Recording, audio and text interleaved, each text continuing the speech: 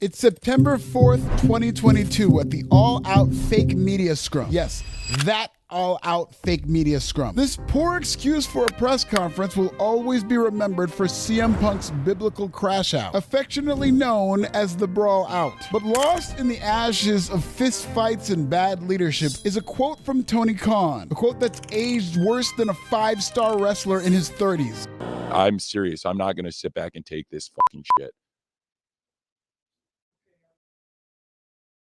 An emboldened Tony Khan talked about WWE's petty attempts to counterprogram AEW. WWE ran Clash in the Castle the night before All Out, and NXT Worlds collide head-to-head. Tony Khan said he wasn't going to take that fucking shit. Tony Khan has gone on to take more fucking shit from WWE than a Vince McMahon freak-off. Today, we're going to talk about AEW's history of running away from competition in the middle of a wrestling war and why AEW's spineless mentality will only entice WWE to continue to screw with them. How Tony Khan's spineless leadership created a culture of cowardice. How WWE takes advantage of Tony Khan, who therefore keeps losing other aspects of the wrestling war. And why the worst is yet to come for AEW if they keep playing scared with the worldwide leader. Subscribe and Siswati. I knew you were going to say that. Hold on, true. Dave. It's listen. true. No, listen to me for a second. Yes. You said we all learned from July 12th, okay?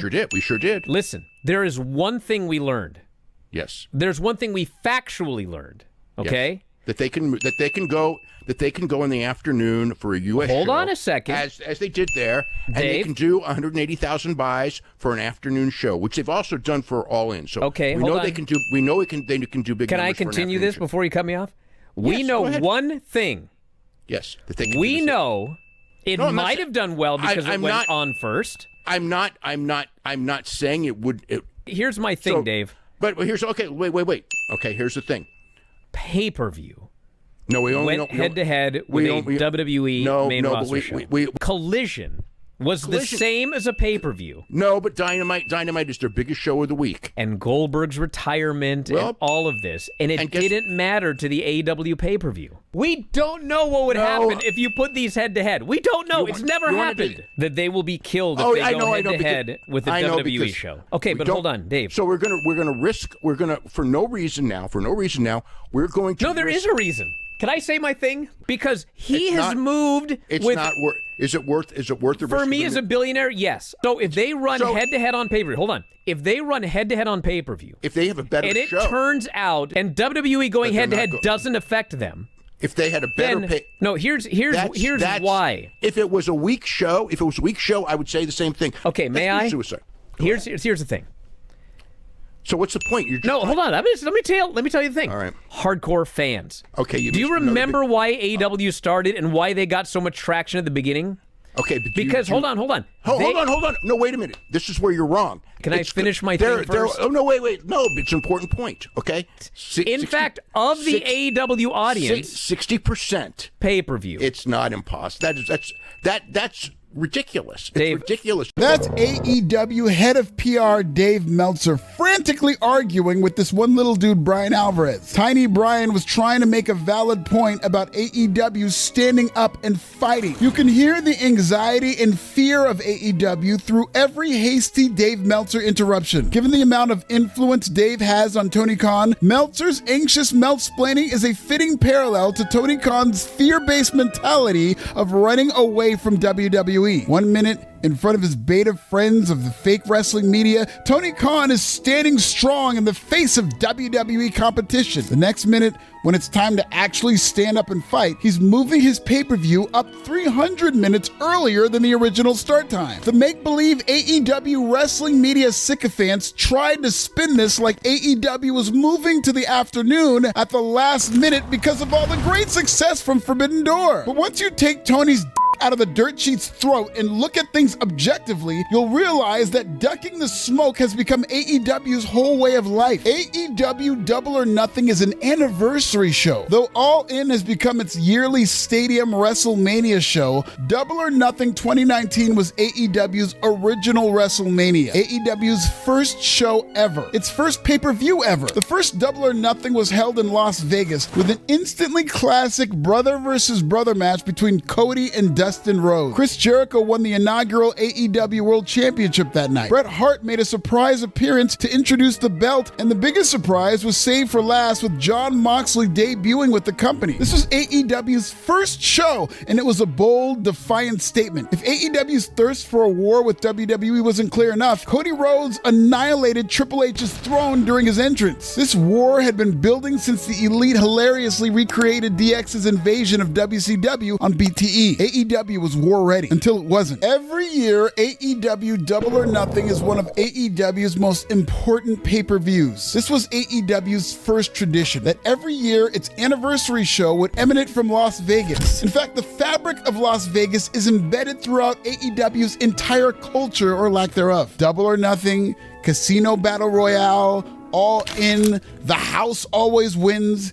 AEW was a staple in Sin City. If AEW was a person, they'd be the dude on Las Vegas Boulevard handing out free tickets to strip clubs. AEW is Las Vegas. That is until WWE announced WrestleMania 41 from Las Vegas, just 1 month before Double or Nothing. WrestleMania did record business for WWE, but it did not go head-to-head with AEW. In fact, for the first time in its 6-year history, AEW moved Double or Nothing out of Las Vegas entirely and instead held the event in Arizona's Desert Diamond Arena. With just over 8,000 attendees, this was Double or Nothing's lowest attended non-pandemic show in history. To this point, it's AEW's second lowest attended pay-per-view of 2025. It's hard to imagine AEW doing any worse had they just stuck to tradition and booked a Las Vegas venue like the T-Mobile Arena or the MGM Grand Garden Arena. AEW moved its show to run away from a month-long shadow cast by WWE, and it was still one of the lowest attended AEW pay-per-views ever. Hilariously enough, WWE still counter-programmed Double or Nothing by airing Saturday night's main event the night before. NXT Battleground aired the night of. This highlights the main dynamic between WWE and AEW. WWE isn't scared of AEW. WWE knew NXT Battleground would not beat an AEW pay-per-view head-to-head, but they didn't care. Honey Badger don't quit. In addition to sapping AEW for some of its clout, WWE sends a monthly message to AEW. Wherever AEW goes, WWE will be right there with them to either counter with a WWE PLE, an NXT takeover, or even a TNA event. WWE is here for the smoke. But when AEW's biggest show went from Double or Nothing to All In, WWE stayed 100% petty, even going head-to-head against a stadium show that was 50% full. AEW ran one half of Globe Life Arena for All In 2025. Not only did WWE counter-program, but they turned July 12th into one of the busiest, craziest wrestling weekends in history. WWE's all-women's pay-per-view Evolution, Saturday night's main event with Goldberg's retirement, and NXT's Great American Bash were essentially WWE chimpanzees turned loose to cannibalize the wrestling audience. NXT did the heavy lifting going head-to-head with All In. Saturday night's main event aired in the evening, and Evolution was a day after. From a clout standpoint, WWE destroyed AEW. Despite All In being AEW's biggest show, the wrestling terms that trended on Google that weekend were mostly WWE related. That's why you didn't read about it in The Observer. Seth Rollins, Naomi, WWE Evolution. Even terms like then, now, together, forever phobia, which is a fear of WWE. But from a pay-per-view buys standpoint, AEW did fine. Jon Moxley's skinhead stable finally fell to a great white hope, and All In satisfied AEW's mostly Caucasian audience. The show did AEW's 4th highest buy rate of all time with around 120,000 buys. Like All In,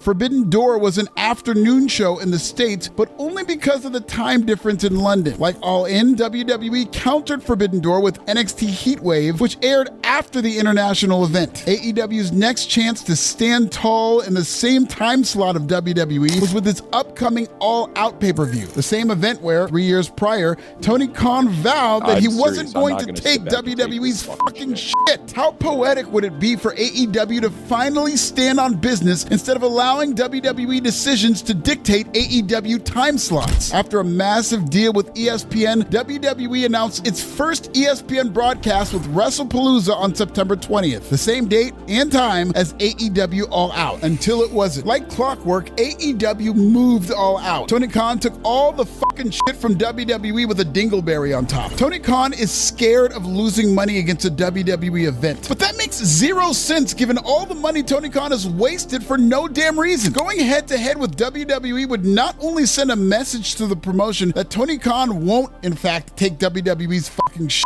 but it could also teach Tony Khan exactly what would happen if an AEW pay-per-view went head to head with a WWE PLE. Would it hurt AEW enough to discourage AEW's current tactic of being pay-per-view pansies and getting out the way when WWE counters? Tony Khan's think tank comprises of aging mathematicians in Dave Meltzer and Chris Harrington. That's great if you want to get a C- on a calculus test, but you're in a wrestling war. Wrestling wars are won on aura, leadership, and quality, not back of the envelope math from aging incels. By backing down to WWE time and again, AEW will always be in the reactive position to its competition. Sun Tzu's Art of War says to only fight battles you know you can win. But Law 15 of the 48 Laws of Power says to crush your enemy completely. Law 18 says not to build fortresses to protect yourself. When you isolate yourself under pressure, it'll cut you off from information you need, like whether or not AEW's pay-per-view audience is big enough and loyal enough to nullify counter-programming tactics from WWE. It just might be, but we'll never know because Tony Khan fights his wars with math instead of metal. Don't give me any of this shit about Tony Khan and AEW losing money by going head-to-head against WWE. AEW is making more money than ever. With or without their TV deal, AEW is run by a billionaire nepo baby known for his frivolous spending. Look at all the free agents and failed coaches that flamed out of the Jaguars like Calvin Ridley and Urban Meyer. Tony Khan just refunded ROH Honor Club members because of a technical issue and a move believed to cost him 6 figures. Tony Khan has Ricochet on his payroll, for Christ's sakes. All he does is waste money. Why not just take the calculated risk one time of staying put in your own time slot? Worst case scenario, AEW gets its ass kicked on pay-per-view just like it does on TV, but they'll stay in business and learn a lesson. NBD 2025 marks the 3-year anniversary of Tony Khan's defiant remarks at All Out, but it's also the 2-year anniversary of CM Punk quitting the promotion. Punk's Brawl In and Brawl Out are indicative of Tony Khan's countless issues in talent relations. When Tony Khan fired CM Punk, Tony admitted to fearing for his life during the Brawl In. Khan's fear-based approach to professional wrestling is a big reason WWE has sniped AEW's biggest stars. Tony Khan was unable to patch things up with Cody Rhodes, and that man f***ed around and left for WWE, where he's now their biggest star. Tony Khan let Jade Cargill walk as a free agent. I'll admit, to this point, AEW did a better job booking Jade Cargill than WWE has, but that just means her departure hurt AEW's fledgling women division more than it helped WWE. When Penta and Rey Fenix wanted out of AEW, Tony laid down and granted them their wish like some Nepo genie. Ricky Starks was able to get out of his AEW contract and off the AEW bench, and now he's one of the pillars of African NXT. When talent like Rusev and Aleister Black reportedly didn't want to do jobs in AEW, they were able to force their way out of their contracts. Tony Khan won't stand up to Roosh when he doesn't want to do jobs, and Roosh isn't even the second biggest star in his own family. Tony Khan let the Hurt Syndicate walk all over him. When it was time to lose the tag titles, the Hurt Syndicate was booked in a triple threat match. After disappearing in the middle of a brawl with the Gates of Agony, Brodito won the tag titles without having to pin the champions. Personally, I love what the Hurt Syndicate is doing. MVP would reportedly rather put over the Black Gates of Agony. Shouts to my guy Bishop Khan. It reminds me of Big Brother Season 23, where all 6 Black house guests secretly formed an alliance called the Cookout. One by one, the Cookout moved all them crackers out the Big Brother house like a black wedding when the wobble comes on. Good. AEW has enough great white hopes. You want to beat the Great Black Stable? Put over Great Black Talent. Tony Khan rides and dies with white talent, and all it's gotten him is 472,000 viewers for Dynamite headed into 2026, which is their most important negotiating period to date. Despite being a billionaire wrestling promoter, Tony Khan has all the courage of any of the pusses you can pick up at PetSmart. Tony once loaned Billy Gunn to WWE, and Triple H used the opportunity to bury AEW on Vince McMahon's TV. Whether or not Mercedes Moné has creative control, Tony Khan is too much of a coward for us to ever really know, because it's not like he's gonna stand up to Mercedes anyway. If your boss is a spineless sicko, what's the point of negotiating creative control? You basically have it for free. Tony Khan clearly has an inferior inferiority complex as AEW's cowardly lion-in-chief. The aforementioned CM Punk, Rusev, Aleister Black, and the Hurt Syndicate is just a short list of WWE stars who are allowed to dictate when they do jobs and when they want it out. But instead of punishing them to discourage other AEW stars from taking advantage of Khan, Tony rewards this behavior, and now it's become part of the norm. Chris Jericho's probably next. AEW just moved All Out away from Wrestlepalooza the way an abused mother moves her kids to another city to get away from the problematic stepdad in a Tyler Perry movie. And this war is far from over. AEW Dynamite will go head-to-head against NXT in October. Shit, if AEW could move Dynamite to the afternoon that day, I'm sure they would. Until Tony Khan shows the wrestling world that he actually has a set and won't take WWE's fucking shit, he will always be pro wrestling's perennial punching bag. Check out this video and subscribe. Does Tony Khan need to grow a pair or keep running scared? And why is Bishop Khan the best Khan? Tell me in the comments!